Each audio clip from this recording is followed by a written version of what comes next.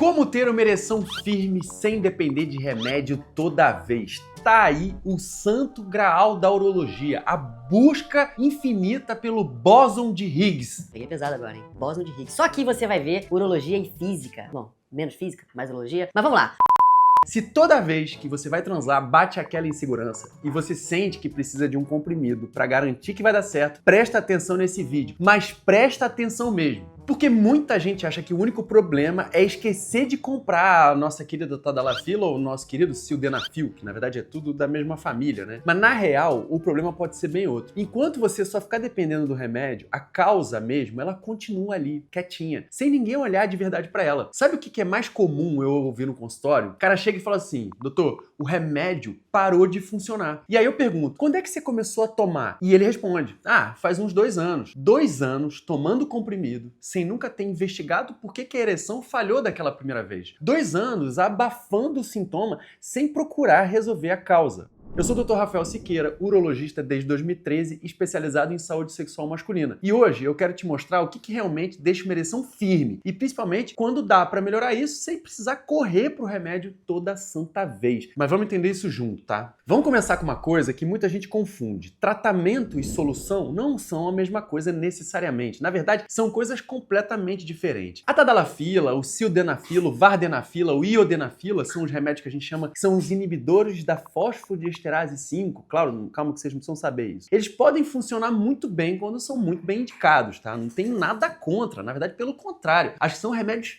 sensacionais, são revoluções na urologia. Mas presta atenção no que eu vou te falar agora. Esses remédios não curam a causa da disfunção erétil. Eles dão uma ajuda ali na hora. Eles facilitam o mecanismo de ereção naquele momento específico. Mas quando o efeito passa, a causa continua lá. E é exatamente aqui que muita gente se perde. O cara começa tomando um comprimido de vez em quando, sabe? Recreacionalmente falando. Aí depois passa a tomar sempre que vai ter relação. E aí chega num ponto em que ele pensa: sem remédio, eu não consigo mais. E muitas vezes isso nem é dependência do medicamento de verdade. É dependência, psicológica. Cadê meu remedinho? Virou uma muleta na cabeça do cara. Ele nem tenta mais sem esse comprimido porque ele criou uma crença de que sem o remédio ele não vai funcionar. E tem um detalhe importante aqui. A Tadalafila e o Sildenafila, elas pertencem a essa classe de medicamentos que eu falei, que são os inibidores da fosfodiesterase 5. Eles funcionam como? Relaxando a musculatura dos vasos do pênis e permitindo que o sangue entre com mais facilidade. Mas para isso funcionar, você ainda precisa do estímulo. Ainda precisa da circulação funcionando direitinho. Ainda precisa de um nível de testosterona funcionando normalmente. E ainda precisa de cabeça tranquila, cabeça livre de estresse, sabe? O remédio, ele potencializa o que já deveria acontecer naturalmente. Ele não cria uma ereção do nada. E esse é um ponto primordial que vai fazer toda a diferença. Então presta atenção. Os remédios que a gente usa hoje em dia, eles são auxiliadores da ereção que já tinha tudo para acontecer. Eles não são o indutor de ereção. Então agora presta atenção nisso, porque é o ponto principal. Se você nunca investigou porque que a sua ereção piorou, você não está resolvendo nada. Você só está abafando um sinal que o seu corpo está tentando te dar. E que sinal é esse? É o que eu vou te explicar agora. Quando a gente fala de ereção, a gente está falando de um evento que depende de muita coisa funcionando ao mesmo tempo. Não é uma coisa só, é um conjunto, é uma cascata de acontecimentos. Então, primeira coisa, circulação. A ereção é, no fundo, um evento hidráulico, tá? Isso quer dizer o seguinte: é sangue chegando, enchendo os corpos cavernosos dentro do pênis e sendo retido lá dentro para manter a firmeza. Se a circulação não tá boa, tanto para irrigar o pênis quanto para manter aquele sangue ali dentro, o pênis simplesmente não responde como ele deveria e não tem mágica que resolva isso. E por que a circulação piora? Você já conhece: pressão alta não controlada,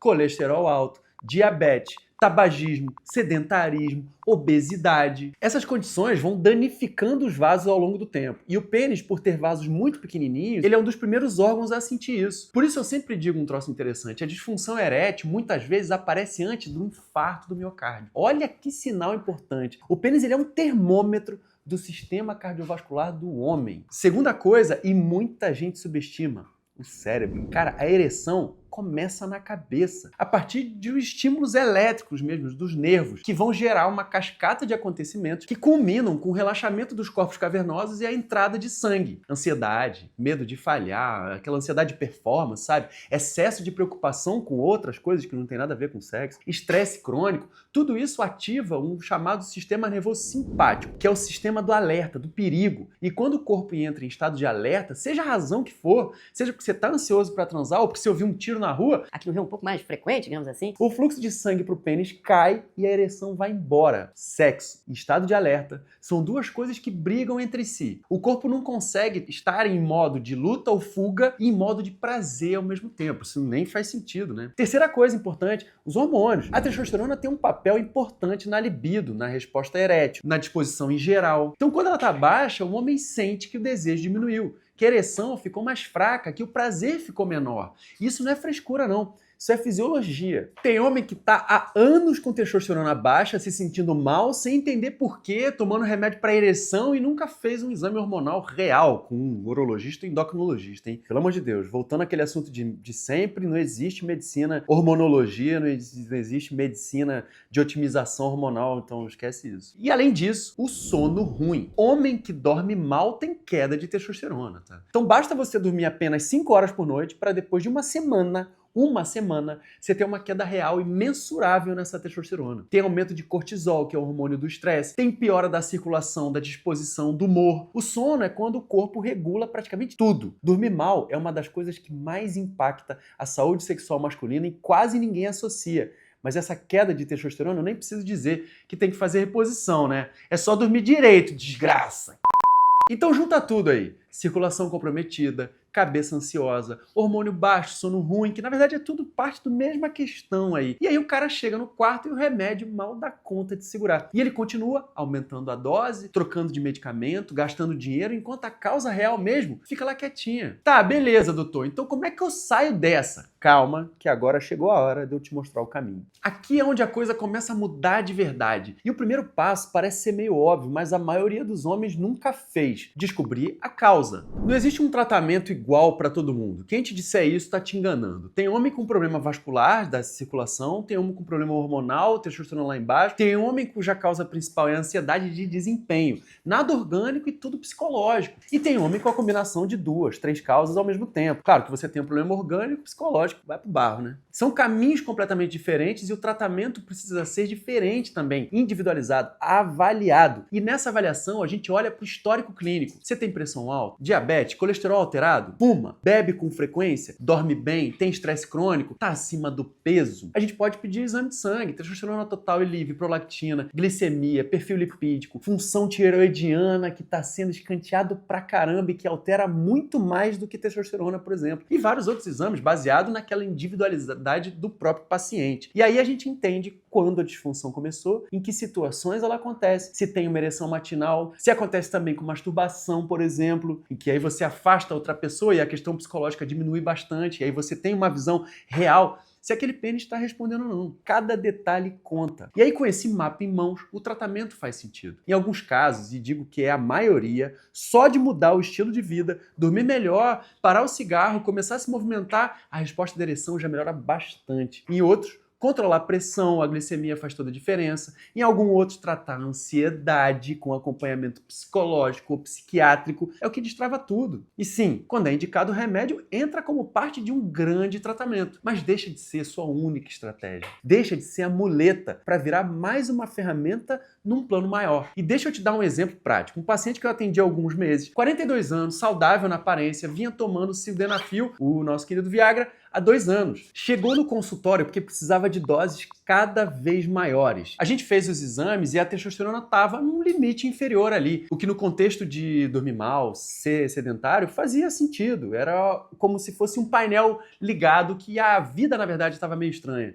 Então a gente ajustou isso. Orientei ele sobre como o medicamento funciona, ajustamos sono, atividade física e em 3 meses ele voltou falando que que não estava precisando mais de remédio. Olha só, 2 anos tomando comprimido, quando o problema estava em outro lugar. Isso sem necessidade de reposição à toa, tá? Porque reposição hormonal, minha gente, pelo amor de Deus, você vai começar a fazer reposição porque está faltando. E é pro resto da vida. Então cuidado para quem te oferece soluções mágicas, tá? A força do hábito, essa sim é mágica. E é algo que a gente menospreza. São pequenas coisas no dia a dia que podem resolver ou te ferrar de vez. Então olhe para isso com um olhar cirúrgico, um olhar mais atento, mais aprofundado, entendendo o que você pode melhorar. Mas e o cara que está há anos nessa situação tem volta? E ó, eu vou te falar isso com base em evidência, não com base em esperanças vazias, tá? Estudos mostram que mudanças de estilo de vida têm impacto real na função erétil, diretamente. Uma revisão publicada no Journal of Sexual Medicine mostrou que exercício físico regular, especialmente o aeróbico, melhora significativamente a função erétil de homens com disfunção leve a moderada. Olha só, comparado com os efeitos dos medicamentos. Imagina só, você ter uma melhora na rigidez do garoto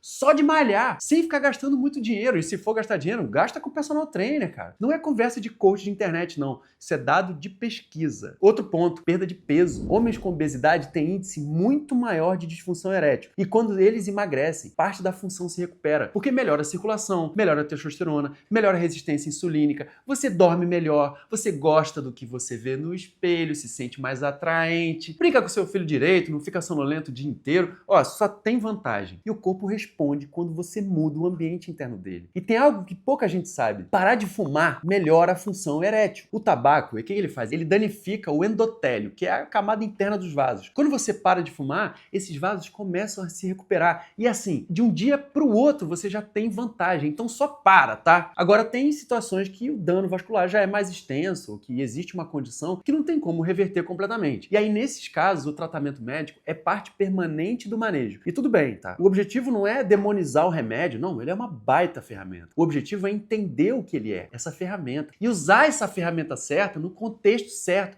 pelo motivo certo, que além do remédio por via oral, como todos conhecemos esses remédios, ainda existem outros métodos mais invasivos um pouco, como o medicamento injetável, as injeções e a própria prótese peniana. Então assim, procura um urologista porque sempre tem solução. Sempre tem solução. Eu já falei que tem solução sempre, porque é sempre. Então assim, só não transa quem não quer. E às vezes você não quer porque você está precisando avaliar e precisa rever para voltar a querer. O que você não pode é continuar a ficar tomando remédio sem saber por que a ereção falhou. Porque aí você está jogando no escuro, não precisa. Tem um urologista de confiança para chamar de seu. 2 profissionais que você tem que ter, um urologista e um advogado para te tirar da prisão, para não ser preso à toa. Mecânico também é uma boa, né? Mas aí já estou exagerando aqui. E olha, você já pode começar a resolver isso hoje. No meu curso Homem de Aço, eu te mostro na prática como você organiza esses hábitos que fazem a ereção voltar a ficar firme. Sono, treino, alimentação, manejo do estresse, saúde hormonal, para não ser enganado. Para a maioria dos homens, isso já é um baita de um ponto de partida. O link está aqui na descrição. Agora, se o seu caso for mais específico, daqueles que dá para desconfiar que tem alguma coisa por trás precisando de exame